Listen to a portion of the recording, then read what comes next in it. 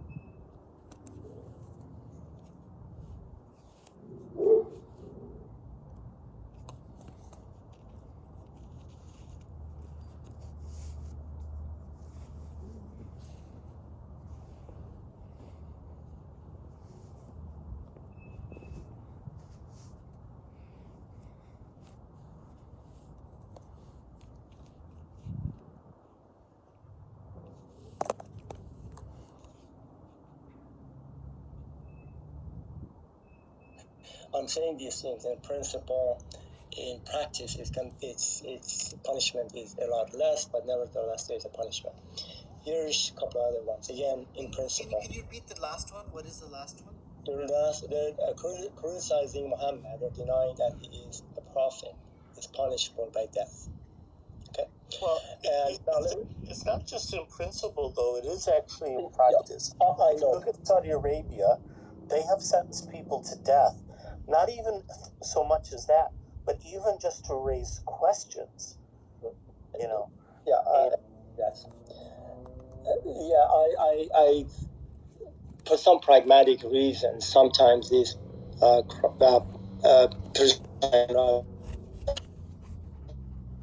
level, which that's true. That sometimes they get absolved of the death sentence, but they're frequently in prison. They frequently get the sentence, whether it's implemented or not, and then usually, when they do decide not to implement it, it's usually after they force the person to retract and say that they didn't mean it and all this type of crazy stuff.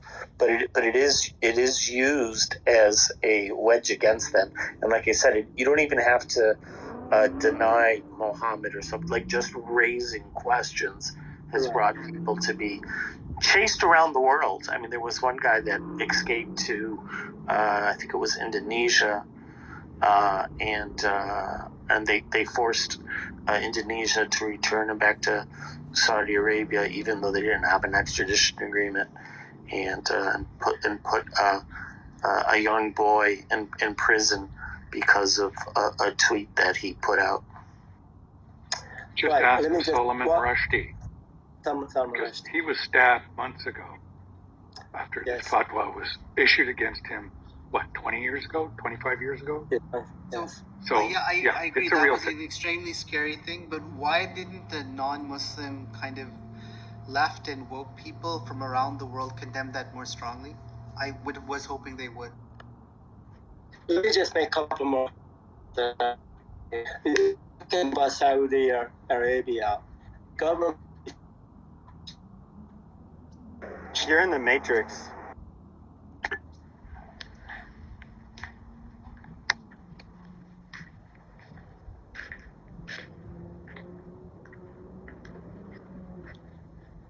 Oh yeah. What about that? So let me just say something quickly before it looks like my reception here is not too good.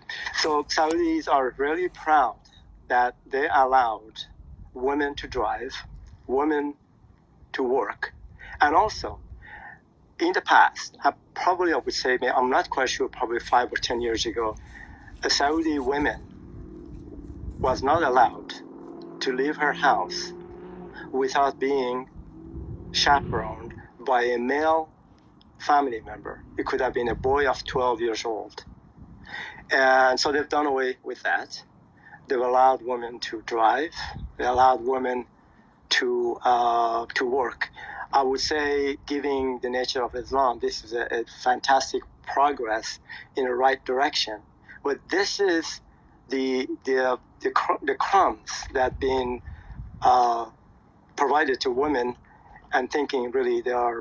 And by the way, my thinking is, if the Muslim women are required to wear hijab all the time for modesty as well as protection against unwanted looks or attempts in terms of sexuality, this does not speak too well about the discipline and the nature of the Muslim man. So the Muslim Islam has to protect their women against their own man. This is not a good thing. That does not speak too well for the Muslims. But let me. Am I in the matrix? Hey, Ann, I have a question. Are you still there? Ann. Yeah, I'm listening to you. Hey, are you a Muslim or no? I don't want to answer that because I don't want to condemn Muslims. Oh, no, okay, I got you. So, like, Surah Al-Ma'idah 51, believers, do not take the Jews and the Christians for your allies. They are the allies of each other. And among those who takes the... Hold on. That is you who believe do not take the Jews and Christians as allies. They are, in fact, allies of each other, and whoever is an ally of them among you, then indeed he is one of them. Indeed, Allah guides not the wrongdoing people.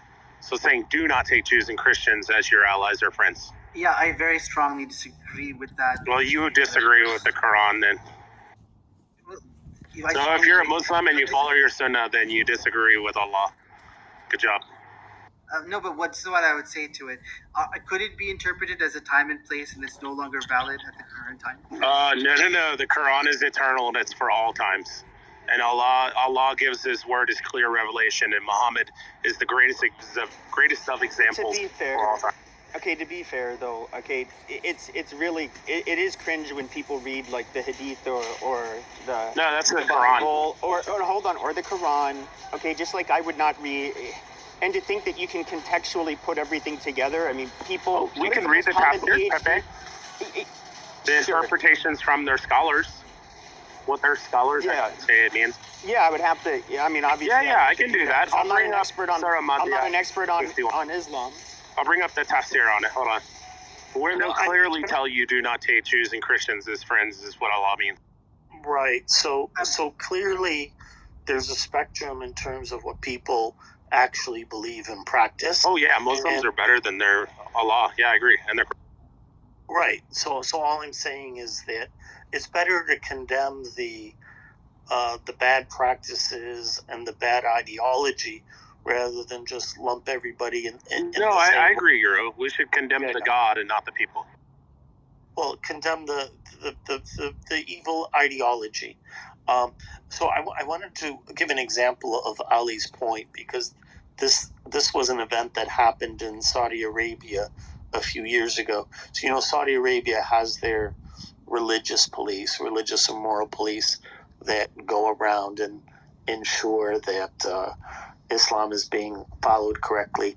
And there was an incident between an officer of the religious police and a man who was with his wife, and his wife was in niqab, so she was covered head to toe, complete face covered, everything covered.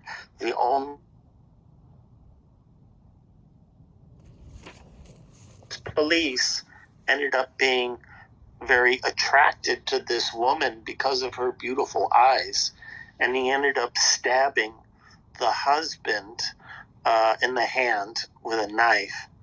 And then he blamed the husband for allowing his woman to display her seductive and beautiful eyes, and that they were in the wrong for instilling these passions in him towards this woman.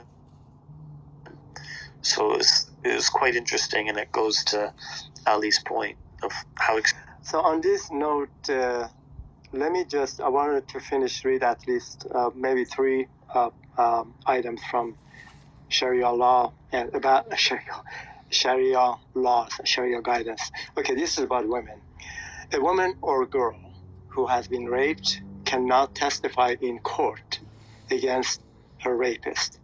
Testimonies of 4 male witnesses are required to prove rape of a female. Think about that. Another one. A woman or girl who alleges rape without producing 4 male witnesses is guilty of adultery. I'm going to read a couple more, then I'll just leave it at that. A woman or girl found guilty of adultery is punishable by death. The last one that I read, I have plenty of these. A male convicted of rape can have his conviction dismissed by marrying his victim. Now, and you could put any kind of flavor of sweetness on these principles. It's just not going to be effective. Again, I have to emphasize that these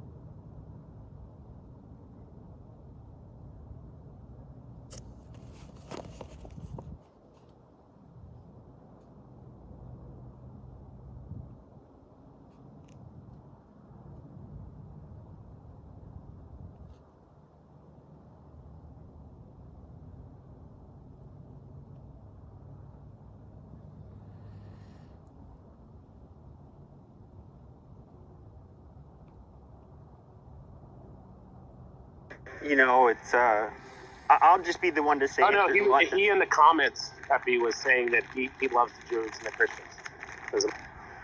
Yeah, I have some Muslim friends. But it's still, obviously very problematic. There's a lot of problematic shit about it. There's a lot of reasons why, people could call me Islamophobic. I really could give 2 shits. But other than that, I guess we can move on. No, I was just warning the Muslims that they should learn their scripture. That's all. When they say, "Oh, I love the Jews and the Christians," in the comments, he's like, "Oh, I'm a Muslim and I love the Jews and Christians." Well, you're not allowed to.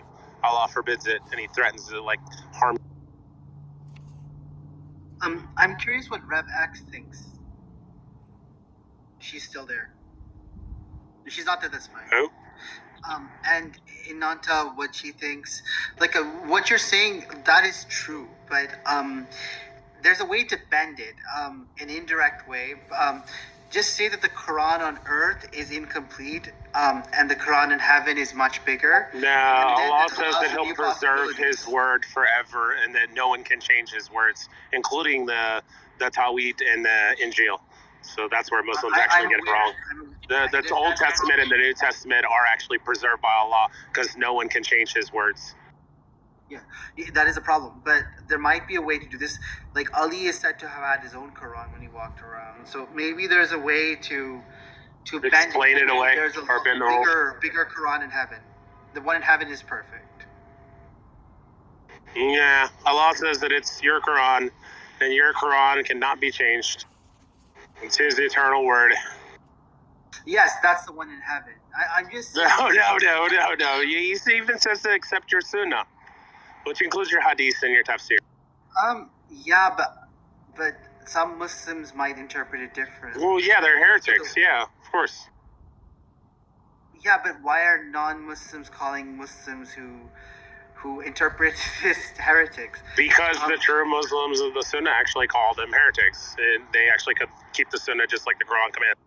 Yeah, so that's let Al Qaeda let Hamas do that, and let them go try to kill. You mean like Saudi Arabia? Saudi Arabia is Sunni. Yeah, and that's problematic. It's very problematic. I'd like to hear Nanta, because she's very sweet, and want to hear what she has. No, I mean, listen, guys, I'm not saying that you guys can't be better than your religion and your books and stuff and just say, well, I don't accept that, and I'm just going to be friends with Jews and Christians. I'm just telling that your God and your book actually tells you that He's going to punish you for doing so. Like, don't get me wrong. If the Bible said do not take non-believers as friends and do not even associate with them, do not talk to them, I wouldn't be talking to you guys right now.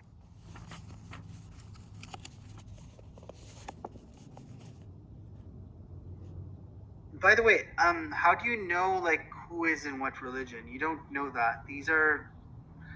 It's a sort of like this. Some people like Bach, some people like Beethoven.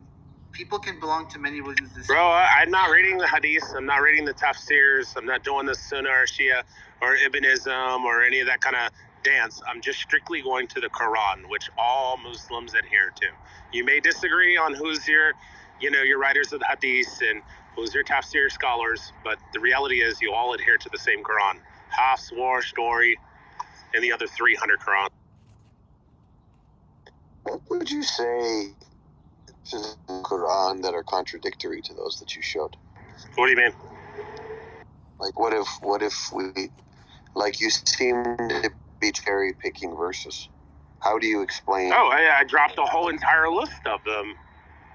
So yeah, I dropped, let's see, Surah 9:5, 9:24, 9:33, 9:73, 123, 130, 31, 59, 17. I mean, I could drop more if you want. You haven't picked any verses that suggest that in the Quran, God suggests to act righteous towards Jews and Christians. No, he says to kill them. Are you suggesting that they don't exist, or are you just skipping them? Oh, yeah. But then 9:5 comes later than all those verses where he says, the people of the book. And specifically, what you're talking and referencing to are the people with the actual Tawhid and the actual Injil, the real Jews and the real Christians who are going to become greater in number in the future, which we are in the future, than the actual fake polytheist. So you're talking about the magical Jews and Christians that don't actually exist, who have the real Tawhid and. So do you have the Quran beside you? I'd love to get your interpretation. Oh, you're going to go show me all the nice things that Allah says before we get to Surah 9, Ayah 5, chapter 9, where he starts killing them all? No, I'm you're going to go show me all the magical verses where Allah says that the Jews are the good people and the people of the book. But which book? Because he says that we don't have a book anymore. Can you stop interrupting me? No, I know you're Deleganda's games, and I don't even think you're an adherent to Hold on. I'm curious because I don't know go ahead. shit about Islam. Go to the good verses where Allah says the Jews are actually good people. And then forget about the ones where he says to slaughter. One more interruption and you're out. I have 800 accounts, Fede. Okay. All right. Goodbye.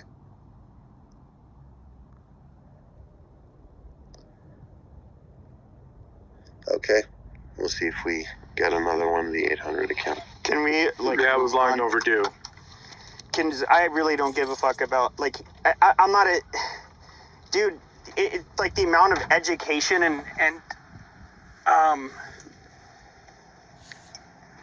I mean, fuck, to be able to think you can just read shit out of the Bible or the Quran and think you can interpret everything word for word is just kind of ignorant I think you know exactly what's being said in totality. Yeah, I think, I often respect critiques that examine a work from all angles, and because there are very fair critiques of Islam and most religions, in my opinion. I mean, whether you went to the Old Testament or the New Testament or the Quran, you could find some stuff in there that's pretty gross. God killing babies in the Old Testament, during Passover, for example, just because they were Egyptian.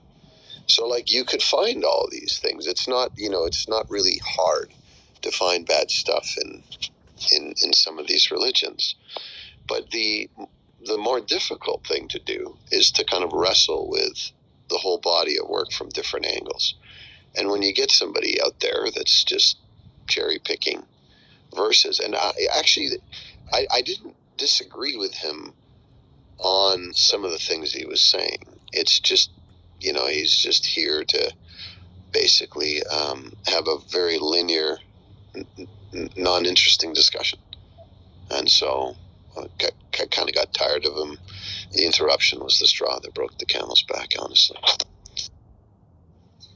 And I think the same sort of things can be said about the books, the Old Testament, the New Testament. Anybody who takes these things literally, if you take it literally, then you can tend to lean towards extremism. We've seen it in the history of Christianity. In one hand, these people had a crucifix, and in the other hand, a sword. So, hopefully, we've evolved the religion to a degree that is no longer acceptable. Perhaps Islam, and I say this, perhaps Islam is in that realm. They're having to evolve. That's what's happening in Saudi Arabia, as somebody was mentioning.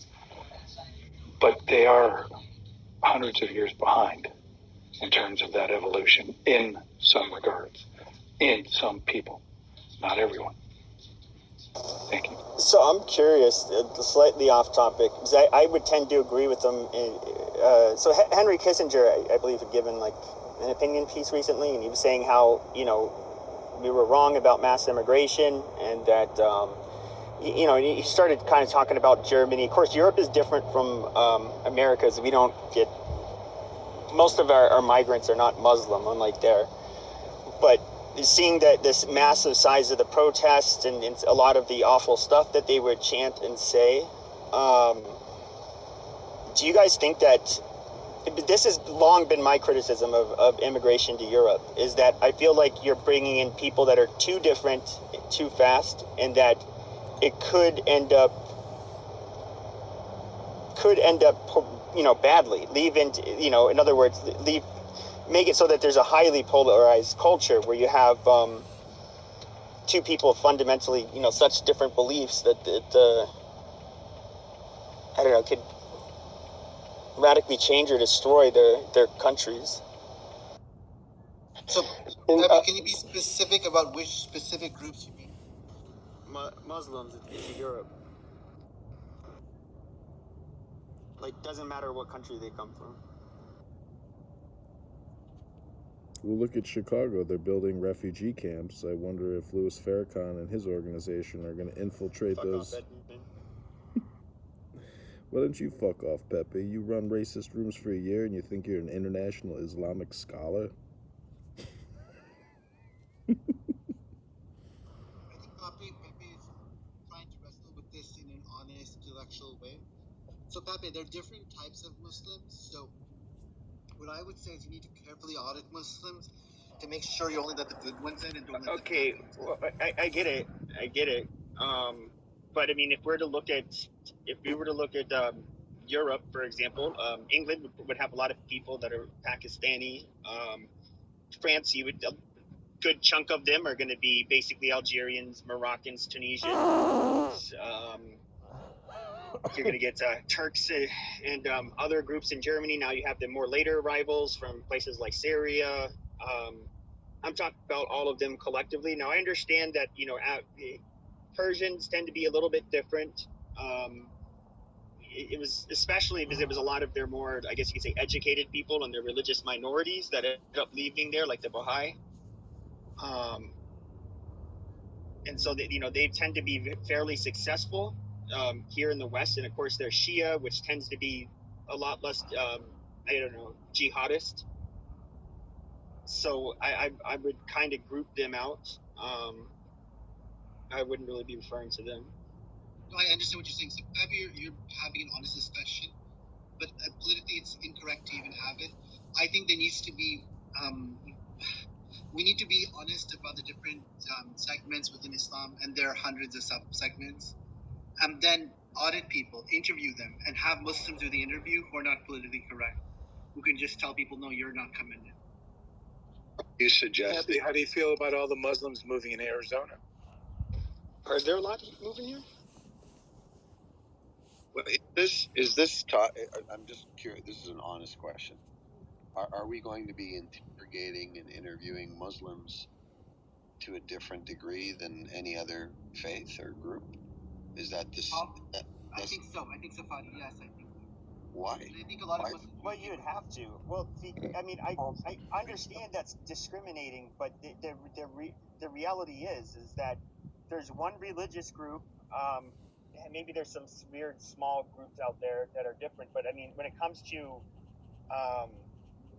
extremism and terrorism, you know, that's just related to a religion, at least contemporarily. I mean, it's going to be Islam, and so that is a real fucking concern. Yeah, I don't think it's a discrimination, actually. So I think there is a concern of bringing large groups of people into a society that reject the core values of that society. So in the Western world, we have a general consensus on Western liberal values. So if you have a group of people that reject that outright, that's problematic. So it's not so much their religion; it's the idea of this rejection of the Western liberal values, which is problematic for the society to continue to exist as it does today. So should we do that with Chinese people? If they're Muslim. But Chinese people generally don't have a problem with that. At least in terms of the migrants that are coming. I mean, we do have, so if it comes to Chinese people, we do have to worry about some of them coming here to spy and that kind of stuff. I mean, there are things unique to certain countries. Yeah, exactly. So it's like, compared to somebody from, I don't know, Sweden, we generally, like, what would they be importing here that we really have to worry about ideologically, or you just want to make sure they're not criminal, they can be self-sufficient, they're, you know, just like the basic stuff when vetting someone to make sure that they're not a risk to our country. We don't want violent people. You're not concerned about the meth issue coming from Sweden and Norway? Meth? Huh? Yeah, I think you should be concerned about the meth. By the way, Pepe, what would you say about the following problem? A lot of the Muslims who are born in the UK are far more radical and conservative than the first-generation Muslims in the UK. In fact, there are a lot of people who will say that they will not marry a Muslim in the UK because they're scared of getting beaten the crap out of them. As in if they're female. Because in the UK, if you beat the crap out of your wife or a Muslim girl in your family, then you're allowed to. Police do not intervene. Whereas if they would intervene in Egypt or like a Muslim majority country or Bangladesh, they would not put up with that crap. That's true. So a lot of this problem is a homegrown problem. So what you described is true, but it's not unique to the UK. So we have this in several Western states, several European states, where the radicalization is not amongst the first generation, as you point out, but is more frequently in either the second or even third generation, which takes a much more radical and fundamental stance than their. And I agree with what he's saying. Like so ISIS, for example, a lot of it was coming from online. You also had a lot of problematic imams in France, Molenbeek, Belgium, and I believe France expelled them. But I don't know what to say about that. I mean, I get what you're saying. It's like they got radicalized. There's also white and native-born Christians that got radicalized, to a much smaller degree. But I feel like it's still, in a way, the problem, even if it was a second generation, the problem was still imported because they were born, into a Muslim family, and that's, often they live in enclaves that are Muslim. They already have that identity.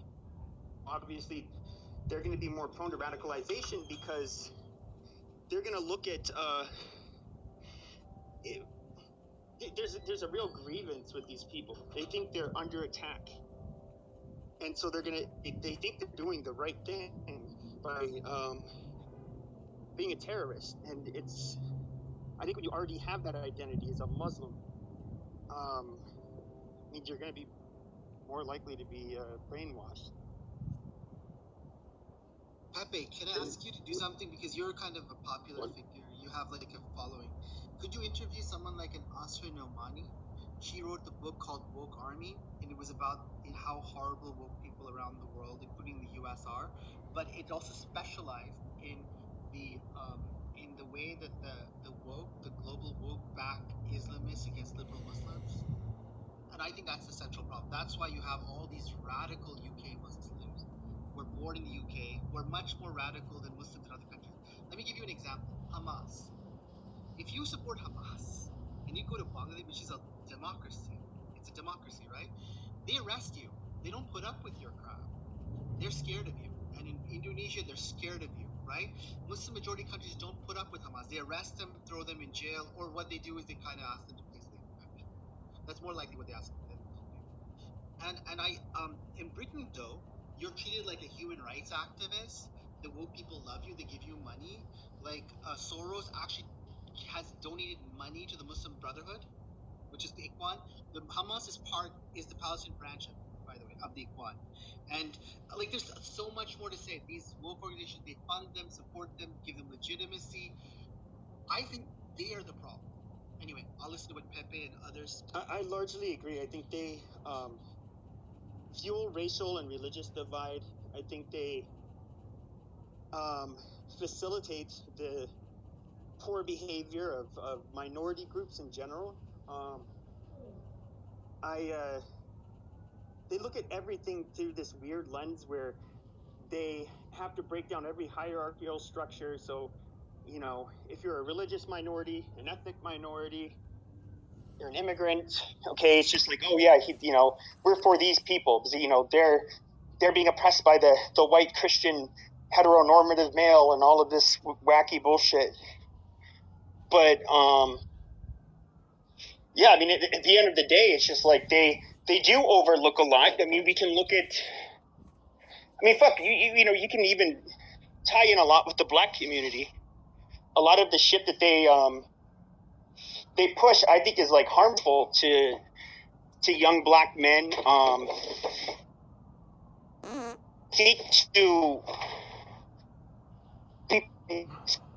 harmful behavior where it can ruin their not only the rest of their lives or get them killed or victimize and hurt others. It's just like a weird form of activism. But it's so religious. But no, I agree with you. I mean, I actually hate those people more than anything, and I'm not gonna lie. There was 4 social justice advocates in the last month that got murdered. One of them was raped and murdered by a convict, and she was a BLM supporter. She wanted all of these different reforms, and she was white, and she didn't have very nice things to say about white people too. And she got brutally raped and murdered. And this is going to sound sick, but I giggled. I laughed. I said, "Fuck yes." I said, "Good. If anybody should have to bear the brunt of this kind of behavior, it should be the bitch that was advocating for taking it, being lenient on them." And that's my opinion. That guy that got stabbed to death in front of his girlfriend. I am really happy that happened to that guy, that Antifa person, as opposed to happening to somebody else. I mean, I think I actually think that's Darwinism, and it's a good thing, and I love to see it. I know it sounds really sick, but see, Pepe, this is why you're not a Christian. You're a troll, and the things you're saying are sick and demonic. So, I'm not a practicing Christian. So I do think it's a little on the sick side, but I do know of an instance of two young girls. I can't remember now if they were American or Brits, and they took the position they felt different people around the world were getting demonized unfairly, so they decided to hitchhike through and trek through Africa, and I believe they started in North Africa and was heading south to prove their point. Unfortunately, they ended up getting kidnapped and killed. Are those the girls that got their throats slit? I don't remember the details, but I remember that they got killed. I can't remember if they were also raped, but a lot like Norwegian or something, right? They might have. That's why I can't remember the nationality, but anyways, a lot of people were criticizing them for their naivete, and they went through very dangerous territories without any type of protection. I wouldn't really consider them activists. From what I remember, those were girls that might have been in their late teens still, and I remember, I came across the video, I heard it, I looked away because I didn't want to hear it, but it sounds about what you would think it would sound like when you get your throat slit. But I think it's I don't know enough about them, but no, I'm not talking about young naive girls that make a silly mistake. We're all young. We all make bad decisions. I mean, I think that what happened to them was horrible. Hey, let me just come in a little bit. Anna, you mentioned you were questioning or asking the question why this negative feeling or reaction in the Western societies towards Islam. And so I think we can look at the larger picture. Number one, I talked about this before, the results that you see in the Islamic countries is not good. And I'm not going to go through what just said before. Again, just take a look at the plight of women and children and men in Afghanistan. It's almost like it's a different planet, something that it should not have been. It should not be. That's number one. Number two, almost all of the terrorist activity in the last many decades has been by Islamic groups, and I gave at least mentioned 6 of them. Then you see the behaviors of, for example, the honor killings, the child marriages, the practice of Sharia law, even in some pockets in England, for example, Muslims are allowed to do certain things that is not allowed legally within the civil laws in this country. So that's number 3, the reason. And so these are reasons why this uneasy, as I mentioned, Islam doesn't give me a fuzzy, warm feeling. And many individuals actually feel that way. And the countries, collectively, secular countries, European countries, and America and other places, they do. There's not a good feeling. And also, it gets exasperated. But exactly what you guys were talking about is the second and the third generation of Muslims in the European countries. They're becoming even more radical than the parents coming to those countries. This is not a good thing. This is going in the opposite direction. So because of these kind of a large phenomena and large issues that people are hugely concerned about this religion, and in terms of the propagating and permeating this ideology forcefully at times, and but also through the indirect ways of indoctrinating the children in European countries. So these are the reasons why people do not feel good about this ideology and some of the Muslims. So these are kind of the larger issues, and you can't blame them. I mean, I'm one of them, I think, and part of the problem is religion itself. Is, as somebody mentioned, maybe it was Andrew, it's a young religion, and also it has put itself in a cul-de-sac that there's no way out of it. Nothing in Quran could be questioned. It's a closed book. There are interpretations, but the book itself, not a period, not a word of it could be questioned. So because of this, there is very little room for any progress in terms of what we call democratic or moral basic human rights is not possible just because the religion itself is just confined itself to a situation. Andrew was hoping that maybe it's going maybe in the right direction, maybe a few centuries from now we'll see Ali, how do we get hate out of the Muslim's mind? How do we get anger out of the Muslim's mind? Well, I haven't thought that. No, I don't know that, but we have to ask. Of course, the question is where this anger comes from. I mean, to begin with, and people take it to the colonization of the Middle East. They will blame it on different kind of reasons. But I don't know. I really, the question is, part of it is just a lot of arrogance is associated with being, this ideology. It's again, it's cruel, it's young, it's arrogant. What you're saying is there's supremacy in it, supremacist ideology. I think that exists in other religions. As someone that has spent time, a lot of time with Muslims, some very, very religious, lived during a civil war that was Christians and Muslims killing one another, etc. I do come back to this one basic idea that gets hate out of people, which is, to talk to one another with respect. It doesn't mean agreeing, right? There's a difference, and we can lodge critiques and criticisms. But I find if you come from a place of just respect, and the hubris exists on both sides, right? So it's kind of like, I've got quite a few atheist friends, but there are other atheists that are pretty damn arrogant about how they go about questioning religions. And I don't think we have to overcomplicate some of this. It's like, just talk to people with respect and dignity, and generally that's a good start. Fadi, I agree with you, but the fundamental problem is if an individual in Iran and in Afghanistan, they would like to practice Islamic ideology, be Muslims, that's fine. I don't think anybody would have a problem with that.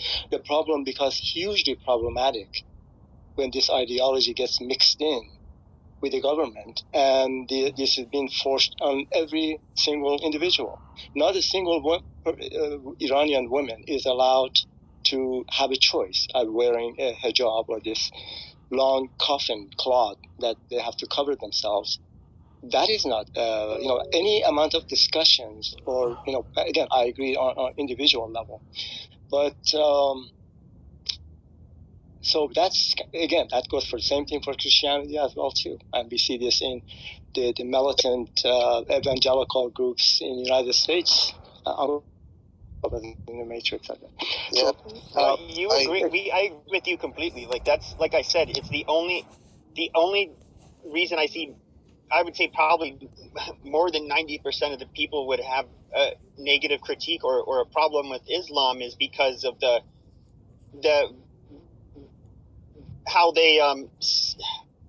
because there's a group of them that want to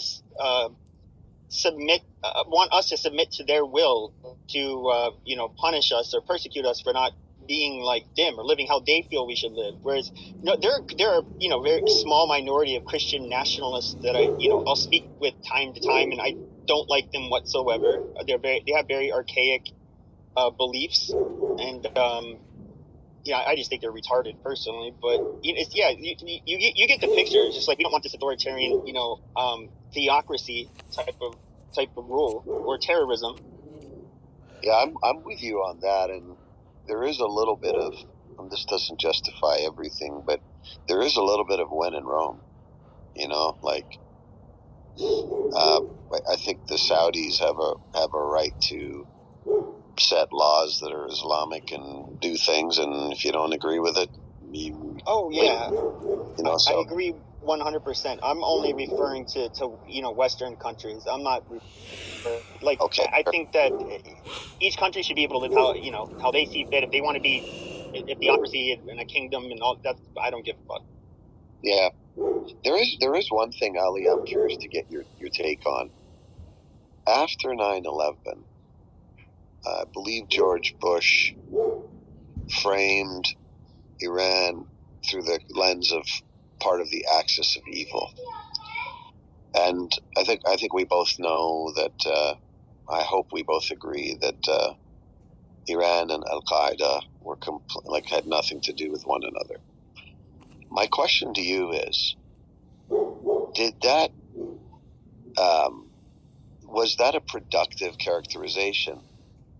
Because to me, it seems to me that inflamed the situation. I think at the time, if I recall correctly, Iran was moving towards reform. There were some students in universities, large demonstrations.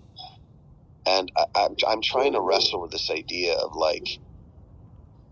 how poking at something in the wrong way could not be the answer. It actually sends us backwards.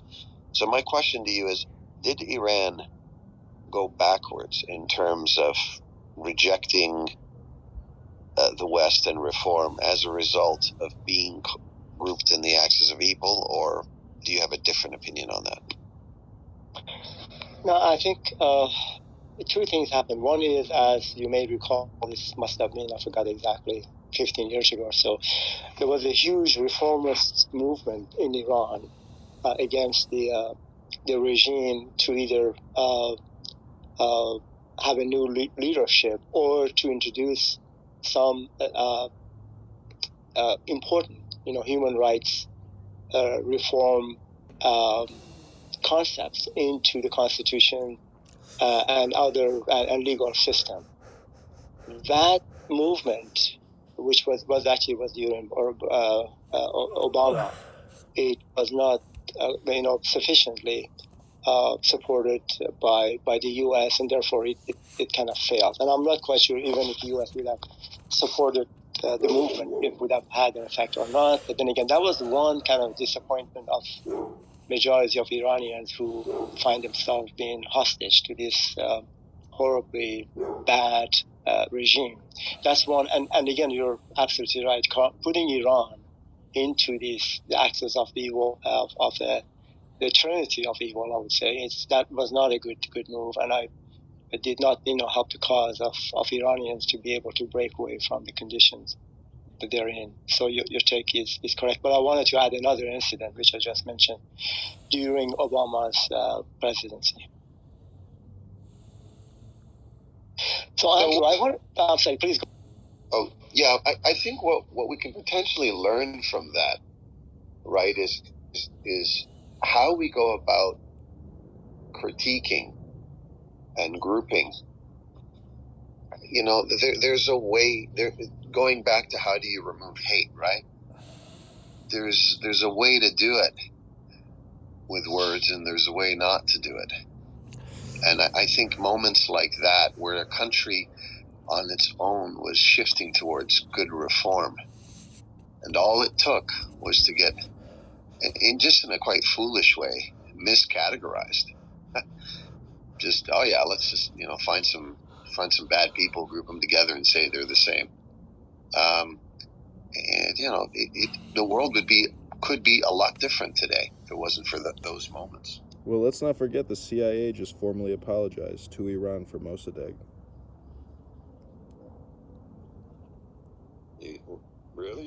Google it. Look at the article. I saw it on Drudge Report 2 days ago. The U.S. government made an official apology letter to the Iranian government regarding Mossadegh.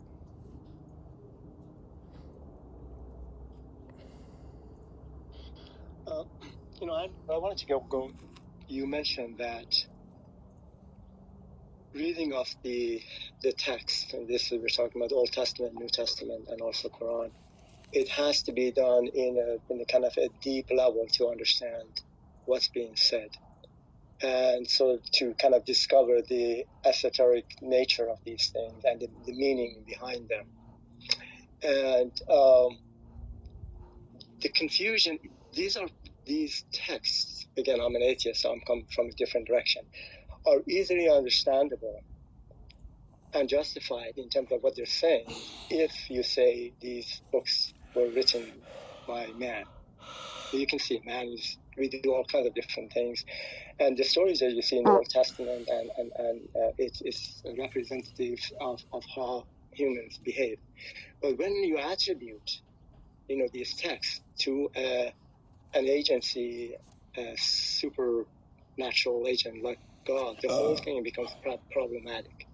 I really don't find even these books to be hugely esoteric. I mean, for example, you take the story of flood and you want to twist and turn it any which way you like to make it something that falls into divine command theory that God works in a mysterious way.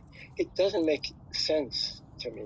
So the point that I'm trying to make, I wanted to read something again. So if one assumes, if one says that these are man-made, then everything all of the nonsense, all of the contradictions, all of the cruelty, all of the greed, and it's explainable because sometimes these are the conducts the man they carry themselves and behave that way.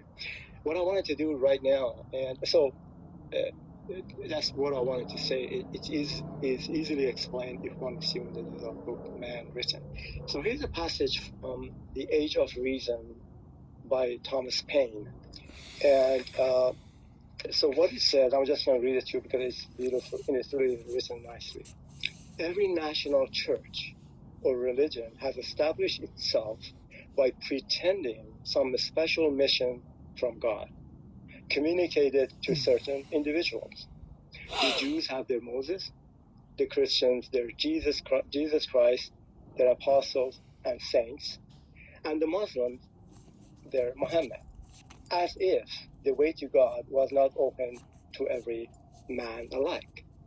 And the next paragraph, and I will stop. Each of those churches show certain books which they claim they call revelation or the Word of God. The Jews say that the words of God was given by God to Moses face to face. The Christians say that their words of God came by divine inspiration. And the Muslims say that their word of God, the Quran, was brought by an angel from heaven. Each of those churches, by churches he means the different Abrahamic religions, each of these religions, I'm going to change the word here, accuses of other of unbelief. And for many, my own part, I disbelieve them all. So I get a little bit worried when people read too much of an interpretation of the esoteric nature of these things. Again, I gave you an example of the flood. I can give you many examples. Yeah, but these all deal with the mind, Ali. These are all psychological metaphors, mythologies, associations. I mean, that's the thing that the Muslim literalist killers don't see. That it's about psychological transformation into peace mind, not war mind. So God, I'm not sure. I'm an atheist, so I'm not in the Muslims camp. Well, any of them. Well, what kind of atheist are you, Ali? I mean, you're atheist, so what kind of atheist are you? And a moral atheist. How do we know? What are you going to get? How do we really know, though? I mean, that's just like your opinion. According to a Muslim jihadist from Palestine, they would say you're not a good Muslim. So, what can I say? I am not a Muslim. I'm not. I know, you're atheist. You're atheist. So hold on a second. I have never been in any kind of a spiritual path, the one that you claim to be on. I am not an apostate for any kind of religion. And my atheism is not like I woke up one morning and I said, oops, I'm an atheist.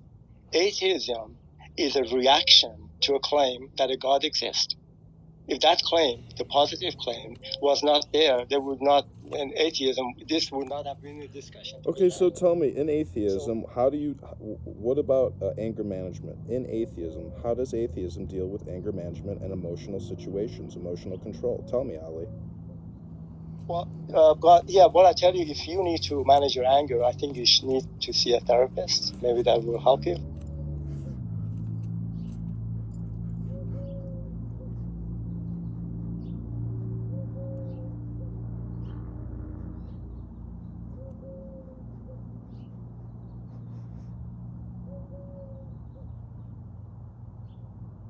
Anyway, Andrew, my comments were substantially about your comment. If you wish to say something and have a discussion, so I'll be more than, I would like to hear your perspectives.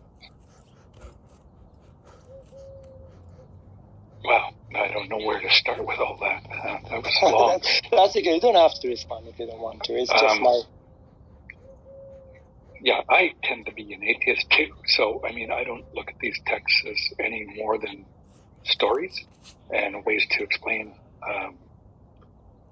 reality to some degree, and how to interact with others within your society, your group. It's obviously, you know, if we look at the Ten Commandments, those are laws that have evolved into common law in many ways, and that's how we agree to behave in society. That these are certain precepts that are accepted by all. But I look at things like, if you look at the story of Noah and the ark, and I believe it was Ham that laid with Noah. He was banished to Africa, and may your ancestors be, and please, I'm not a biblical scholar, so I'm not going to be able to quote chapter and verse. But I guess the premise was that your descendants would now be slaves, and you fast forward that a couple thousand years, and people were justifying the Atlantic slave trade and pointing to these passages in the Bible. So obviously these things taken to extremes are dangerous in any text. But I hope that's kind of answering your question. I'm not sure. Yeah, I understand. The reason I'm asking, we had an individual, Anne, actually, somebody was talking about some verses in Quran, and Anne actually,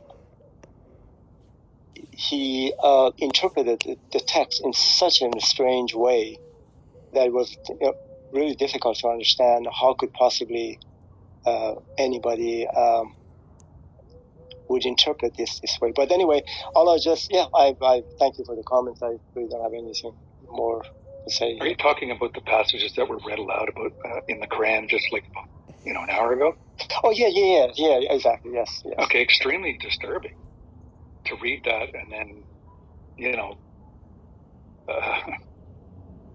what do you say to that? I don't know what to say to that. I've never read the Quran, so I don't really know what to say to that. But hearing that is disturbing for sure. But is there anything mitigating elsewhere? I mean, if you look at the Bible, Yahweh and God is very violent and destroyer. But if you fast forward into other areas of the Bible, there are passages that mitigate that kind of attitude, behavior. Yeah, but Andrew, he's not just the destroyer of people who go against God. I mean, the psychological thing is God is the destroyer of anger. He's the source of joy. God is the source of love. God is the source of peace. And to me, I mean, I can still look at that through a frame of agnosticism or atheism and know that we're really dealing with the human mind and how religion and the information in there deals with peace management or psychological, states of mind or consciousness. So, I mean, I support Ali, and everybody in their pursuits, but if you just view it through the lens of, psychology and anger management, that's what a lot of people are missing who are literalists. Like the people that want to build the temple in Jerusalem, they don't realize that that's a metaphor for building a temple in their mind. And, that's the situation. That's the whole thing about religion, is it has to do with your brain and the way you feel, your consciousness, your perspectives. And that's, to me, what the whole thing is about, not about whether or not there's such a thing as a God. I agree 100%. I think that's very valid. And if that's what it's doing, I mean, if you're reading this text and it's helping you, then that's great. What's wrong with that, right? If it's comforting to you and you derive those meanings out of it, and you can find tools to deal with what you were just talking about, anger management, etc., then that's a wonderful thing. Andrew, there are mitigating verses in the Quran. I'm a little too tired to go through them and read them now, but rest assured that there are. And my point, I think I'm with Ali when he says, like, at some point, having to really try hard to twist and turn the context, it should tell you a little bit about whether you're actually reading something that's good or not. If you have to try really hard to paint it in a good light, I get that, and I just tune people that come in and just grab, that don't look at the whole body of work, and one say, well, here's a verse that says Jews and Christians go to heaven. Okay, here's another verse that says, by the way, I believe the verse that talks